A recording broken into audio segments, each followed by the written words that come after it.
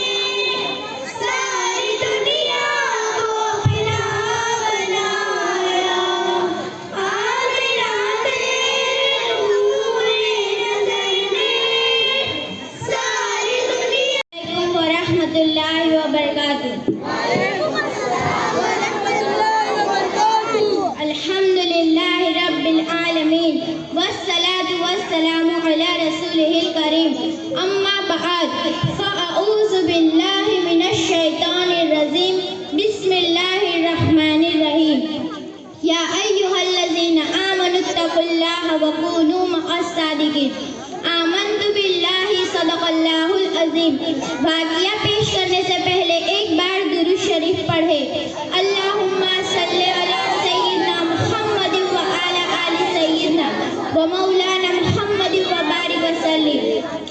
शायर फरमाता है, ये दुनिया भी तुम्हारी है, वो दुनिया भी तुम्हारी, ये दुनिया भी तुम्हारी है, वो दुनिया भी तुम्हारी, तुम्हारे आलम का फैज़ का दरिया हर एक आलम पर जारी।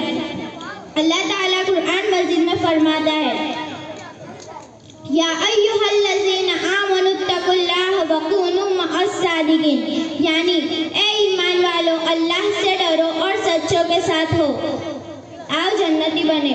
हज़रत सैयद शाह मुनव्वर अली रहमतुल्लाह अलैहि का मज़ार पाक इलाहाबाद यूपी में है। आपकी यह करामत है कि आपकी मज़ार शरीफ पर चढ़ाए गए फूल कभी नहीं सूखते। वालेकुम अस्सलाम व रहमतुल्लाहि व बरकातुहू। अऊज़ु बिल्लाहि मिनश शैतानिर रजीम। पनाह मांगता हूँ मैं अल्लाह की शैतान मर्दूद से। बिस्मिल्लाहिर रहमानिर रहीम। अल्लाह के नाम से शुरू जो निहायत मेहरबान रहम वाला। वस्समाई वत्तारिक। आसमान की कसम और रात को आने वाले की। वमा अदराका मत्तारिक। और कुछ तुमने जाना वो रात को आने वाला क्या है? अन्नज्मुस्साक़िब। खूब चमकता तारा। कुल्लु नफ्सिन लम्मा अलैहा हाफ़िज़। कोई जान नहीं जिस पर निगहबान न हो।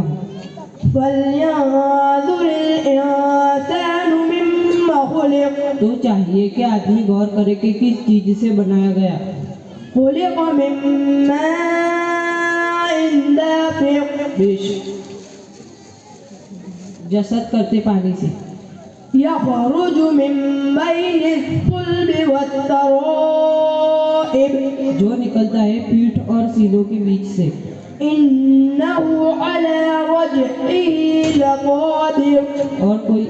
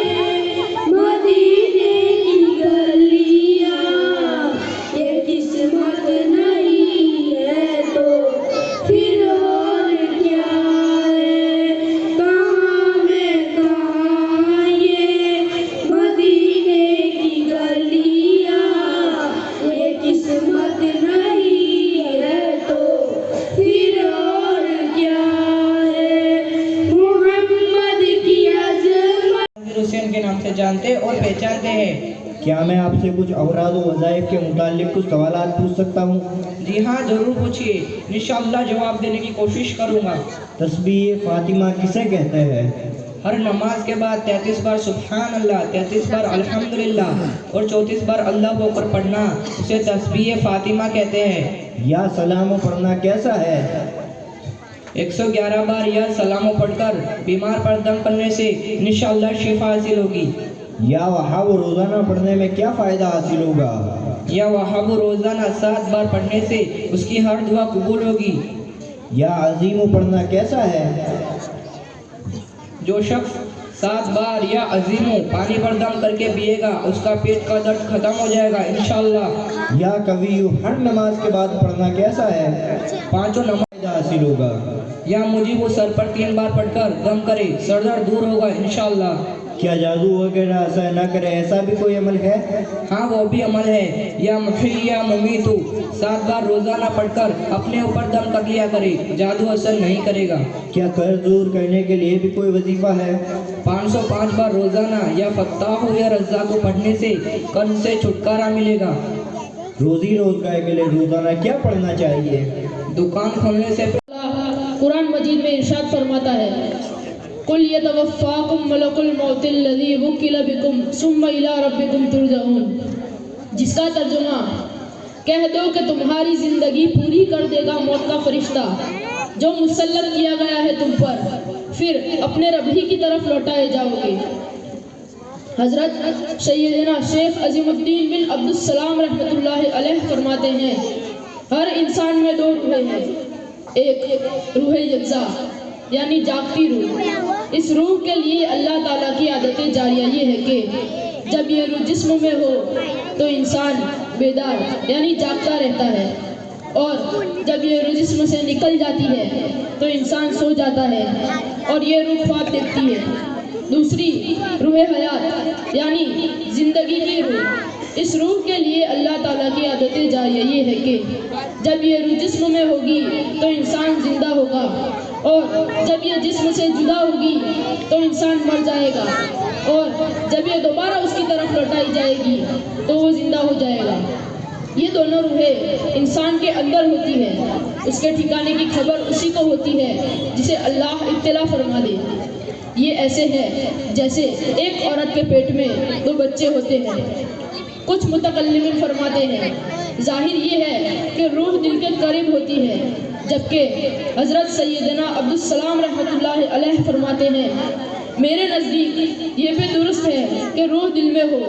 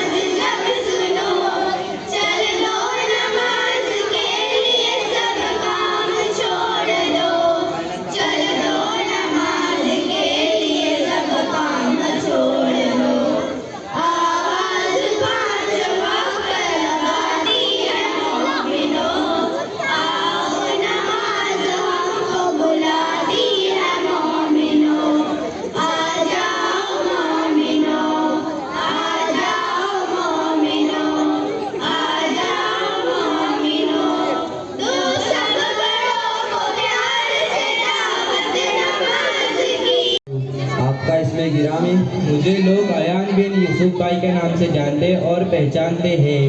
क्या मैं आपसे कुछ पानी के मुतालिक सवाल पूछ सकता हूँ? हाँ जरूर पूछिए, इंशाअल्लाह जवाब देने की कोशिश करूँगा। दुनिया के तमाम पानियों में अफजल कौन सा पानी है? वो पानी जो हुजूर अकरम सल्लल्लाहु अलैहि वसल्लम की अंगुश्त मुबारक से निकला, वो दुनिया के तमाम पानियों से अफजल है, यहाँ तक कि आबे ज़मज़म और आबे कौसर से भी अफजल है। आबे कौसर अफजल है या आबे ज़मज़म? आबे कौसर। वो कौन सा पानी है जिसे मुनाफिक कभी शिकम से होकर नहीं पी सकता? आबे ज़मज़म है जिसे अल्लाह ताला ने मोमिन और मुनाफिक के दरमियान अलामत करार दिया है कि मुनाफिक कभी शिकम ज़ेर होकर नहीं पी सकता। वो कौन सा पानी है जिससे नापाकी दूर करना गुनाह है? आबे ज़मज़म। वो कौन सा पानी है जो क़यामत के दिन नेकियों के पल्ले में तोला जाएगा? वज़ू का पानी। किस पानी को खड़े होकर पीने का हुक्म है? ज़मज़म शरीफ और वज़ू का बचा हुआ पानी। वो कौन सा पानी है जो खाने की जगह खाना और दवाई की जगह दवा का काम करता है? ज़मज़म शरीफ है कि उसके पीने के अलैहि अज़रन इल्लल मवद्दत फिल क़ुर्बा आमन्तु बिल्लाहि सदक़ल्लाहुल अज़ीम। आइए हम सब मिलकर एक बार दुरूद शरीफ का नज़राना। कुल ला अस्अलुकुम अलैहि अज़रन इल्लल मवद्दत फिल क़ुर्बा, यानी ऐ महबूब तुम फरमाओ मैं इस पर तुमसे कोई उजरत नहीं मांगता मगर कराबत की मोहब्बत, सादत किराम से हुस्न सुलूक करने का इनाम। कुफा में एक नेक शख्स के पड़ोस में अबुल हसन अली बिन इब्राहिम रहमतुल्लाह अलैह नाम के आटे के मालदार ताजिर रहते थे। एक दिन उनसे एक सैयद साहब ने कुछ आटा मांगा। उन्होंने उस आटे की रकम मांगी। सैयद साहब ने फरमाया मेरे पास तो माल ही नहीं है, अलबत्ता आप मेरा ये कर्ज मेरे नाना जान मुहम्मदुर रसूलुल्लाह सल्लल्लाहु तआला अलैहि वसल्लम के ज़िम्मे लिख लो। अबुल हसन अली बिन इब्राहिम रहमतुल्लाह अलैह ने उनको आटा दे दिया और ये कर्ज अल्लाह पाक के प्यारे नबी सल्लल्लाहु तआला अलैहि वसल्लम के नाम से लिख दिया। इस मामले के कुछ अलवी, हसनी और हुसैनी हजरातों को पता चला तो उन्होंने भी अबुल हसन अली बिन इब्राहिम रहमतुल्लाह अलैह से आटे का सवाल किया। आपने इन सबको भी आटा पेश कर दिया और ये कर्ज अल्लाह पाक के प्यारे नबी सल्लल्लाहु तआला अलैहि वसल्लम के नाम से लिखते रहे। यह सिलसिला चलता रहा यहाँ तक कि उनका माल खत्म हो गया, वो गरीब हो गए। एक दिन उन्होंने हजरत शेख उमर बिन यहया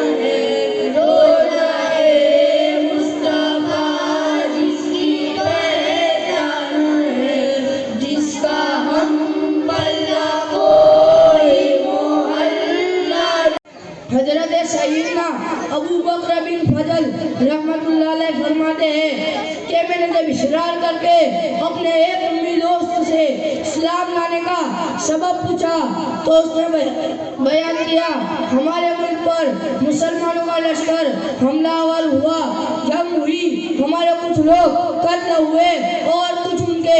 मैंने अकेले 10 मुसलमानों को कैदी बना लिया। मुल्क में मेरा बहुत बड़ा घर था। मैंने उन सबको अपने खादिम के सुपुर्द कर दिया।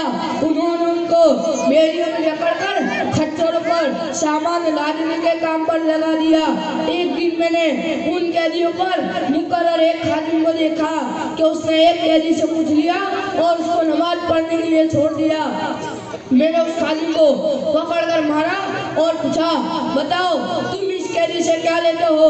तो उसने बताया ये हर नमाज के वक्त मुझे 1 दिनार देता है। तो मैंने उससे पूछा क्या इसके पास दिनार है?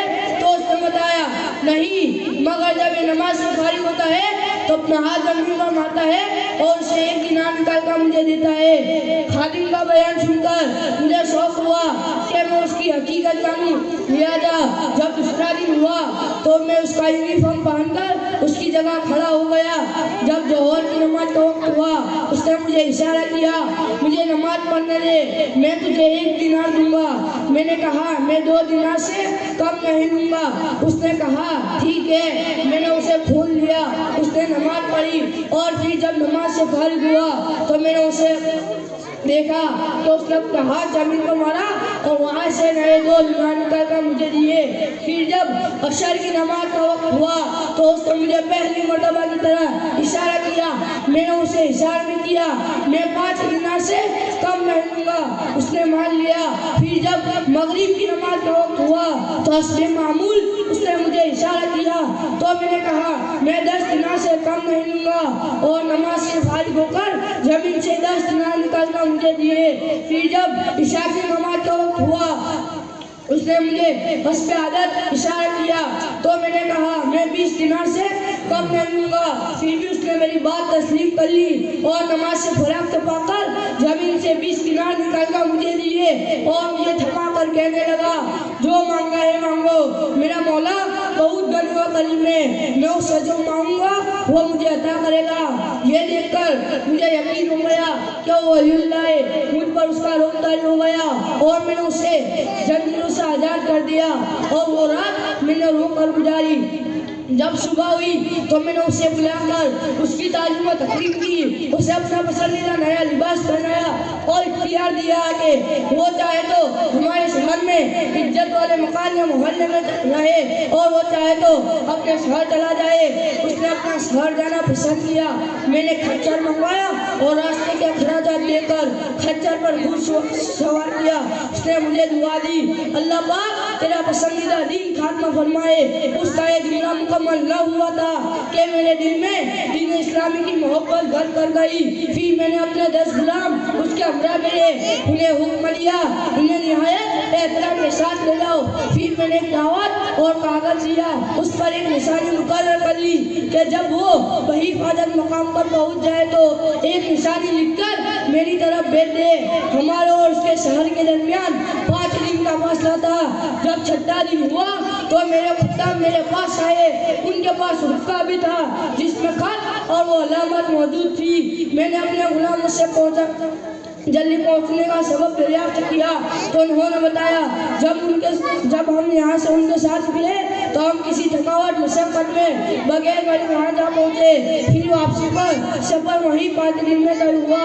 उनकी ये बात सुनते ही मैंने पढ़ा अशहदु अल्ला इलाहा इल्लल्लाह व अशहदु अन्ना मुहम्मदन अब्दुहु व रसूलुहु सल्लल्लाहु तआला अलैहि वसल्लम। फिर मैं रूम से निकलकर मुसलमानों के शहर में आ गया। मुझे लोग तारीफ तंजीला अब्दुल मुत्तलिब के नाम से जानते हैं। क्या मैं आपसे नमाज के मुताल्लिक कुछ सवालात पूछ सकती हूँ? हाँ, जरूर पूछिए, इंशाअल्लाह जवाब देने की कोशिश करूँगी। नमाज में कितनी चीजें फर्ज है? नमाज में 6 चीजें फर्ज है। नंबर 1 क़याम, नंबर 2 क़िराअत, नंबर 3 रुकू, नंबर 4 सजदा, नंबर 5 क़ज़ाए आखिरत,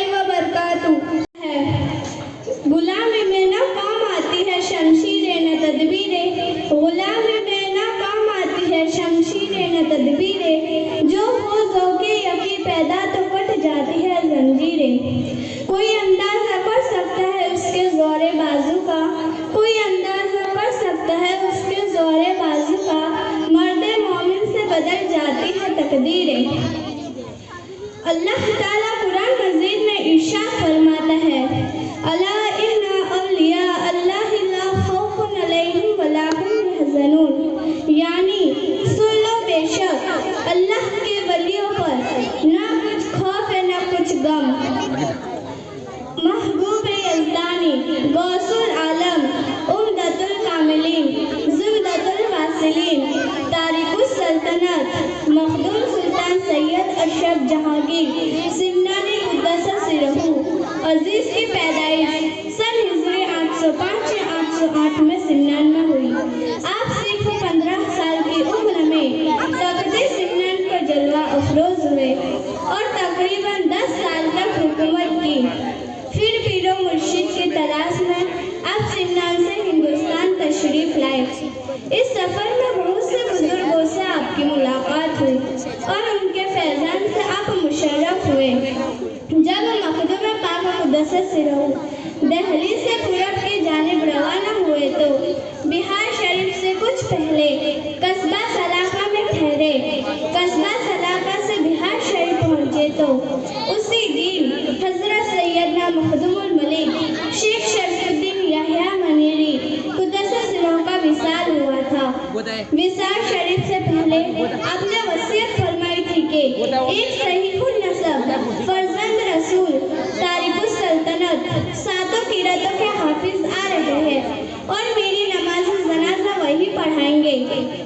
अभी थोड़ी ही देर हुई थी कि हजरत शेख जिलाई कुद्दस सिरहू नामी एक बुजुर्ग जो हजरत सैयदना मखदूमुल मलिक कुद्दस सिरहू के खादिम खास थे शहर से बाहर तशरीफ लाए। उसी वक्त हजरत सैयदना मखदूम अशरफ जहांगीर सिमनानी कुद्दस सिरहू शहर में दाखिल हो रहे थे। हजरत सैयदना मखदूम अशरफ जहांगीर और पहचानते हैं। क्या मैं आपसे कुछ सवाल पूछ सकता हूँ? हाँ जरूर पूछिए, भरपूर जवाब देने की कोशिश करूँगा। कोहे तुर पे कौन से नबी अल्लाह ताला से बातचीत करते थे? हजरत मूसा अलैहिस्सलाम। कौन से नबी को अल्लाह ने बुढ़ापे में औलाद दी?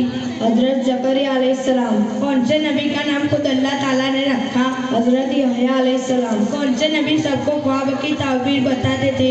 हजरत यूसुफ अलैहिस्सलाम। कौन से नबी अल्लाह के करम से बीमारों को अच्छा कर देते थे? हजरत ईसा अलैहिस्सलाम। कौन से नबी ऐसे थे जिन्होंने अपने बेटे के लिए दुआ की और अल्लाह ने कबूल नहीं की? हजरत नूह अलैहिस्सलाम। ऐसे कौन से नबी थे जिनका महल शीशे का था? हजरत सुलेमान अलैहिस्सलाम। ऐसे कौन से नबी थे जिनको पहले से खबर हो गई थी कि पूरी दुनिया में भूखमरा होने वाला है? हजरत यूसुफ अलैहिस्सलाम। ऐसे कौन से नबी थे जिनको बचपन में अल्लाह बेमौसम के फल भेजता था? हजरत ईसा अलैहिस्सलाम। ऐसे कौन से नबी थे जिनके माँ बाप दोनों न थे? हजरत आदम अलैहिस्सलाम। ऐसे कौन से सहाबा थे जिनके खजाने की चाबियाँ घोड़े और खच्चरों में जाती थी? हजरत उस्मान गनी रदी अल्लाह तआला अन्हु। ऐसे कौन से सहाबा थे जिनको लड़ाई में कोई नहीं हरा सकता था, हर लड़ाई में अल्लाह के करम से फतह होती थी? हजरत खालिद बिन वली रदी अल्लाह तआला अन्हु। ऐसी कौन सी औरत थी जिसका कोई शौहर न था, कोई गैर मर्द ने छुआ भी न था, पाक थी और अल्लाह ने उनको औलाद दी थी? हजरत मरियम अलैहिस्सलाम। कौन से नबी को आसमान में उठा लिया और फिर आएंगी? हजरत ईसा अलैहिस्सलाम। अस्सलामु अलैकुम व रहमतुल्लाहि व बरकातुहू। व अलैकुम अस्सलाम। खुशी में मेरी प्यारी माँ है, मेरी सारी दुनिया मेरी प्यारी माँ है। गमी और खुशी में मेरी प्यारी माँ है, मेरी सारी दुनिया मेरी प्यारी माँ है। गमी और खुशी में आला उसी ने खुद ही जाग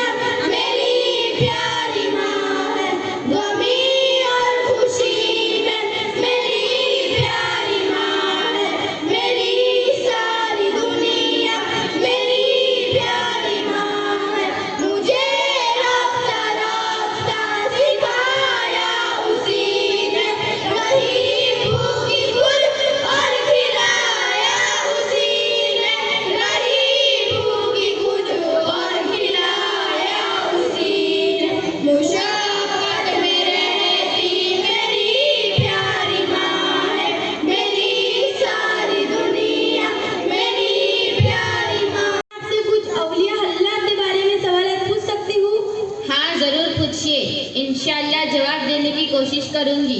औलिया अल्लाह किसे कहते हैं? जिन लोगों को अल्लाह ताला अपना कुर्ब खास अता फरमाता है उन लोगों को औलिया किराम कहते हैं। क्या आदमी अपनी कोशिश से वली हो सकता है?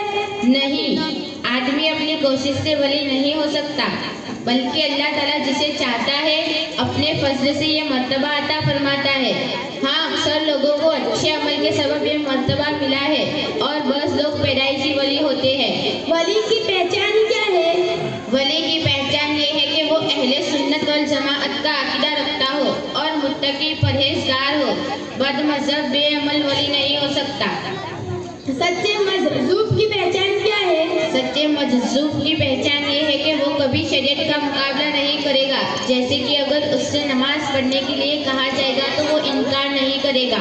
जो शख्स हौसो हवास में रहकर शरीयत की पाबंदी न करे और वली होने का दावा करे, उसके लिए क्या हुक्म है?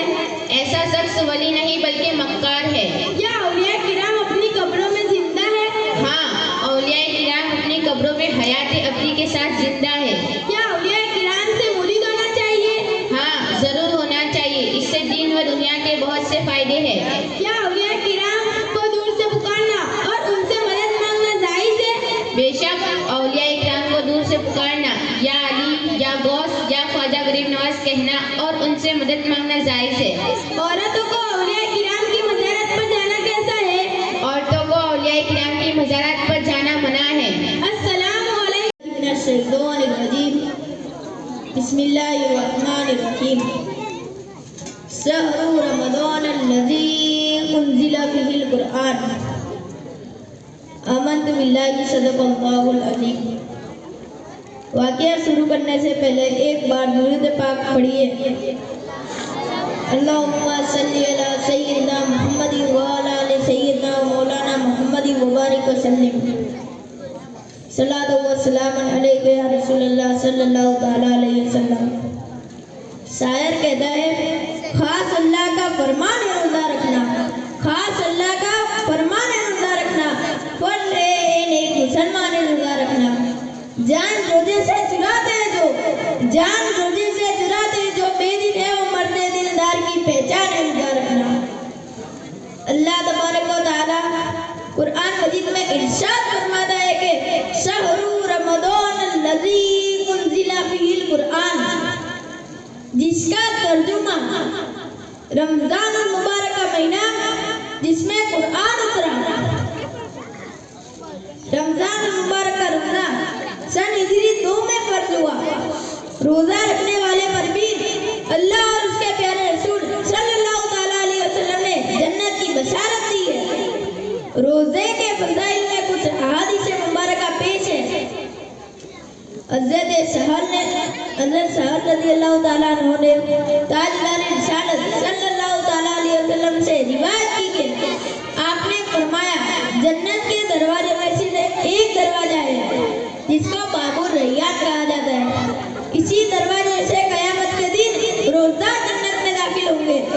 रोजदार के सिवा कोई भी उस दरवाजे से जन्नत में दाखिल न होगा। जब वो लोग दाखिल हो चुकेंगे तो ये दरवाजा बंद कर दिया जाएगा, फिर उसके बाद कोई भी उस दरवाजे से जन्नत में दाखिल न होगा। हज़रत अबू हुरैरा रज़ियल्लाहु ताला अन्हु से रिवायत है कि रसूलुल्लाह सल्लल्लाहु ताला अलैहि वसल्लम ने इरशाद फरमाया कि रोजा डाले, लिहाजा रोज़दार बेहुदा बातें ना करे, न तो जहालत की बात करे, और अगर कोई से लड़े या गाली गलौज करे तो रोज़दार को चाहिए कि उससे ये कहते कि मैं रोज़दार हूँ और उस जात की कसम है जिसके कब्ज़े कुदरत में मेरी जान है। यकीनन रोज़दार के मुंह की बू अल्लाह के नजदीक मुश्क की खुशबू से अच्छी है। अल्लाह ताला फरमाता है, रोज़दार अपने खाने पीने अपनी ख्वाहिशात को मेरी वजह से छोड़ देता है। रोज़ा मेरे लिए है और मैं ही उसका बदला दूंगा और हर नेकी का 10 गुना सवाब है। हज़रत अबू हुरैरा रज़ियल्लाहु ताला अन्हु से रिवायत है कि जो इंसान रमज़ान मुबारक का रोज़ा ईमान रखते हुए और सवाब तलब करने की नीयत से रखे तो उसके पिछले सगीरा गुनाह बख्श दिए जाते हैं। हज़रत सहल बिन सअद रज़ियल्लाहु ताला अन्हु से मरवी है कि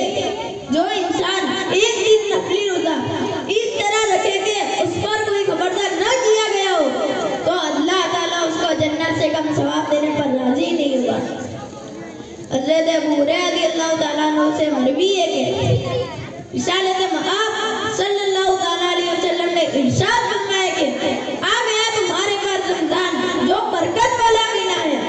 अल्लाह ताला ने इसका रोजा तुम पर फर्ज किया है और इसी महीने में आसमान के दरवाजे खोल दिए जाते हैं और इसी महीने में जहन्नम के दरवाजे बंद कर दिए जाते हैं और इसी महीने में सरकश शैतानों को जकड़ लिया जाता है और इसी महीने में एक रात है जो 1000 महीनों से बेहतर है। जो इस रात की भलाइयों से महरूम रहा वो यकीनन महरूम ही रहा। इस हदीस को इमाम अहमद और निसाई ने भी रिवायत किया गया है। शायर कहता है हर दुआ होती थी माहे मुबारक में कबूल, हर दुआ होती थी माहे मुबारक में कबूल, अब हमारे दिल की वो मतलब बरकारी क्या हुई। रात दिन का तोहफे हक माहे रमजान में हमें, रात दिन का तोहफे हक माहे रमजान में हमें, अब है बेशर्मी हमें और शर्मसारी क्या हुई। अल्लाह ताला हमें और सभी आजाद को रमजान मुबारक के महीने में ज़्यादा से ज़्यादा इबादत करने की और रमजान मुबारक के महीने में पूरे 30 रोजे रखने की तौफीक